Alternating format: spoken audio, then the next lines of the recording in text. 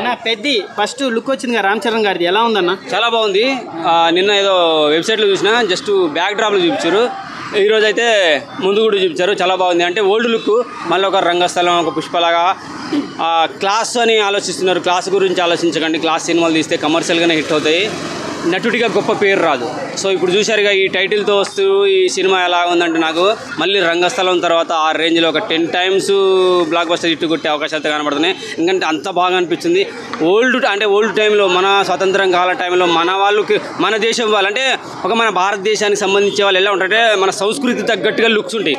అలాగే పోయి ఆడారు, అలాగే పోయి ఒలింపిక్స్లో కానీ గేమ్స్ గెలుచుకొని వచ్చారు. అల్లు అర్జున్ కాపీ కొట్టారని చెప్పి ట్రోల్ చేస్తున్నారు. అలా ఏం లేదు, అది స్మగ్లర్గా ఉన్నది. అతను కూడా పల్లెటూరు వాడే కాబట్టి ఇలా మీకు లుక్ అలా ఉన్నదని అనుకుంటున్నారు. కాపీ కొట్టాల్సిన అవసరం లేదు. ఏ సినిమాకి ఆ సినిమాకే.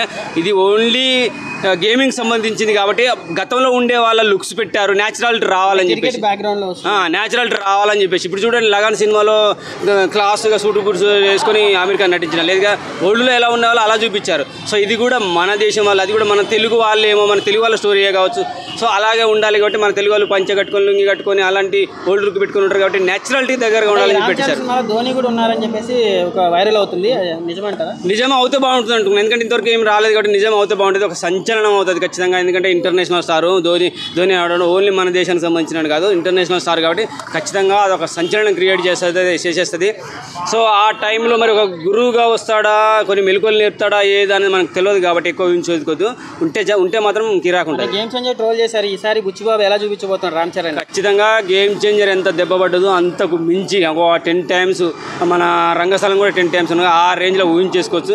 ఖచ్చితంగా బ్లాక్ బస్టర్ సినిమా అయితే రాబోతుంది. ఎందుకంటే ఆడ ఉన్నది ఇంటర్నేషనల్ అవార్డు, అదే ఆస్కార్ అవార్డు అందుకున్న మ్యూజిక్ డైరెక్టరు.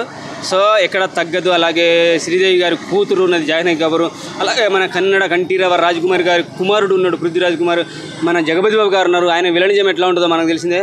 సో ఖచ్చితంగా బ్లాక్ బస్టర్ అయితే కొడుతుంది.